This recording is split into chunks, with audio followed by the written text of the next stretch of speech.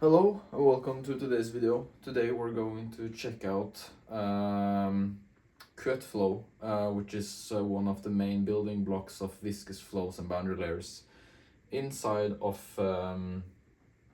the course viscous flows and boundary layers. So we're going to start off with some bit of a drawing on the blackboard.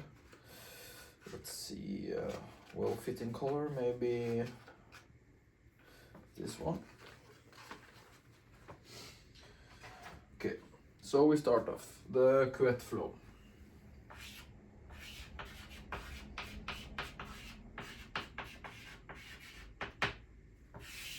This is probably not the correct way spelled, but you will have to bear with me.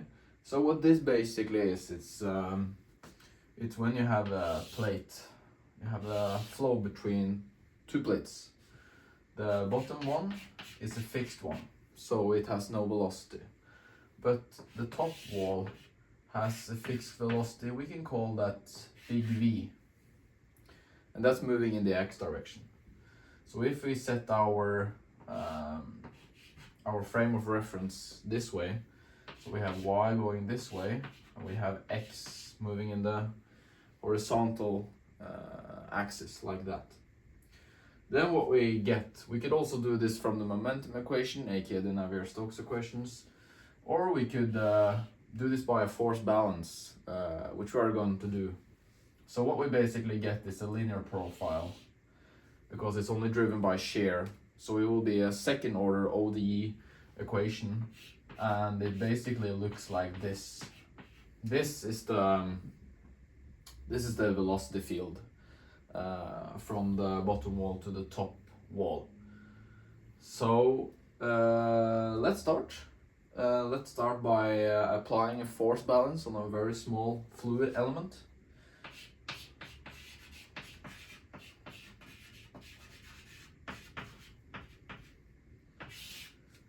So we draw our small element of fluid like this.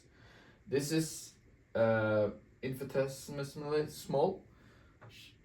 So we say that this distance here in the x direction, that's delta x. It's very, very small. And in this direction, we have delta y, of course, in the vertical direction.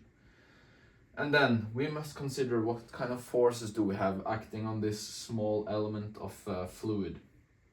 So, okay, what do we have here? First of all, the pressure. This pressure, P1 and P2. And we say that, that's an assumption, or for this type of flow, we see that P1 is equal to P2. So dP dx is equal to 0.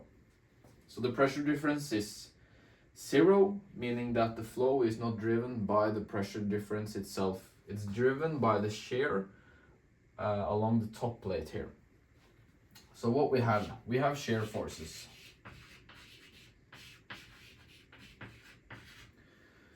And then we can draw a simple, small elements of shear acting on this element. And we know it's acting in the y direction because the wall is, well, at some height 0 and some height h. We can call this arbitrary height h for reference. So we have shear, we know this. The shear is what causes the flow to move in the right direction. So here we have drawn the shear forces, or the shear stress. So then what we do from a Taylor expansion, we know, well, first of all, we know that we start, our axis goes like this, right? So at this bottom portion of the fluid element, we have the shear equals tau. But if we do a Taylor series expansion, where we expand, we try to find the shear at t plus delta y, or tau plus delta y. So then we move an infinitesimal small step in the y direction, and we find this. And then this basically just becomes tau plus our change with respect to y, because it goes in the y direction, and then times delta y, plus some higher order terms of the order of delta y squared. We just say that this is higher order terms. But what we do is that we neglect this, because this is, when you square this up, it becomes this one is already very small, delta y.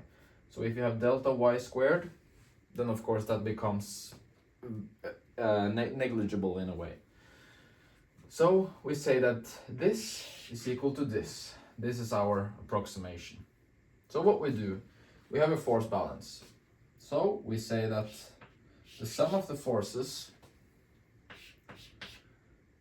in our it's going to be in the x direction, because we have no other forces acting in this direction. The shear is only working in, yeah, well, it's going to be the opposite way, but it's going to be like this, right? So then it's working in the x direction. And this, as Newton's second law, the sum of the forces, this is a vector equation, is mass times acceleration. And what we basically do is that we say that, okay, this acceleration term or vector, we say that this is the material derivative of our velocity field.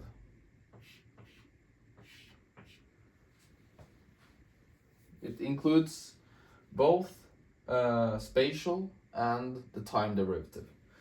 So we say that this is du dt plus u du dx plus v du dy, right?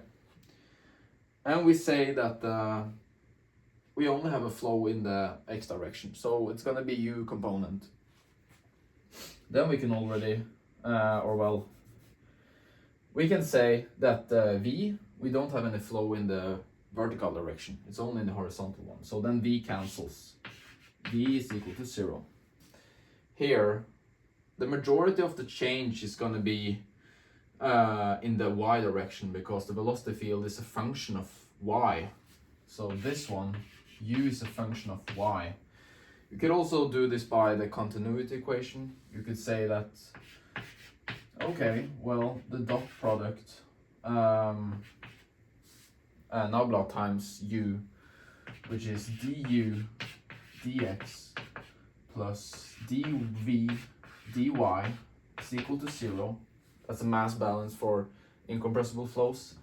And then we just said that the v velocity component is 0. So then we have that. So then we have du dx, or well, partial differential, is equal to 0. And then if we integrate this, we have u is a function of y, right? And then du dx, that's 0, because u is a function of y.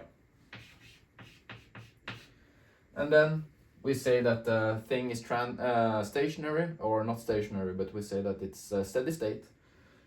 So this steady state. Yeah, bear with me, my writing is horrible. So then this must all, because a, the material derivative, is 0. This is 0. It all cancels out to 0. So this means that the sum of the forces must be 0. So then, what do we do? Okay, we set up the energy, or the balance of the forces, right? So this is the net forces acting. So we say that our tau dx dy minus tau dx dy plus, here we have the Taylor expansion, which comes from this, d tau dy delta x delta y. So we have tau times an area, that's a force, and then this must all cancel out or be equal to 0, because we just explained this by this one. We can see that this term cancels this one, and then we can divide by delta x delta y. So then this becomes dt dy is equal to 0. And then we have the Newton's law of viscosity.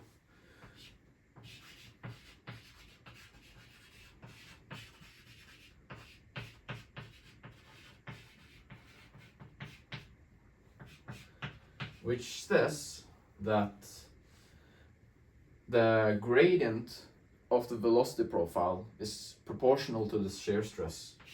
So tau is nu du dy,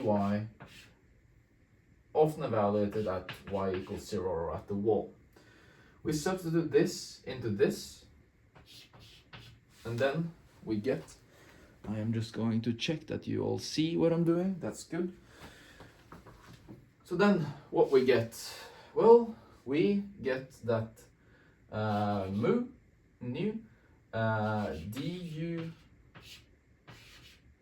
dy squared.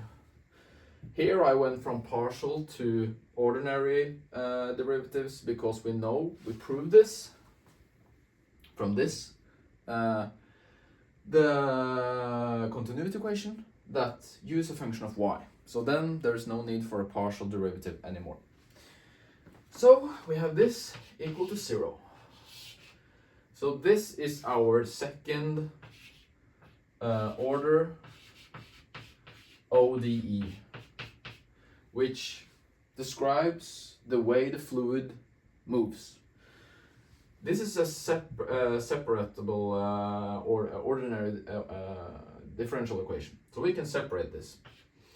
So what we do is that we integrate twice. So we say that when we integrate the first time on both sides with respect to y, we get du mu du dy is equal to some constant, right? And then we do it another time, once more. So we see that mu u of y, this is times mu times u of y is equal to cy plus another constant b, which comes from the integration, right? I'm just gonna move you a bit up so you can see, hopefully. There we go, yep. So now we have this. Now we apply boundary conditions. Well, what kind of boundary conditions do we have? Well, we see from our sketch. Here we have a no slip, which means that the velocity at this point should be 0, because the wall is not moving. So u of y equal to 0 is equal to 0. That's our first boundary boundary condition. And then we have up here. Here we see that, well, the fluid should move with the same velocity as the wall. And this top wall has a velocity v. So, and we call this height h. So u of y is equal to h should be v. That is our second. We need two boundary conditions because we have a linear term here, and then we have two constants, and we need to define both of them. So we need two boundary conditions. So what do we get if we put this in? Well, if you put in the first one that u of y is equal to 0 is 0, then we get that b is equal to 0. And then if we do u of y is equal to h should be v, then we get that v is equal to CH mu, right? And then we solve for C, our constant. So C is equal to V mu H. Then we plug all of this, well, back, and I'm just gonna check and see if you actually see what I'm doing here. Let's see, I can show you here now. We have this, right? Our two boundary conditions, and then we plug this in into our general form, and then what we basically get, I'm gonna do this a bit on freehand. We have that u of y is equal to, it's gonna be v y h. That is our final answer. We can see that if we put in that the Knowsley boundary condition at the bottom, when y is equal to 0, well, we have 0 velocity. When y is equal to h, these two cancels and we have the velocity v. So this is going to be our final expression for what we did so far. So there we have it. That is where the linear velocity profile comes from, done in a force balance way. So I hope you enjoy that, and I'll see you next time. Thanks.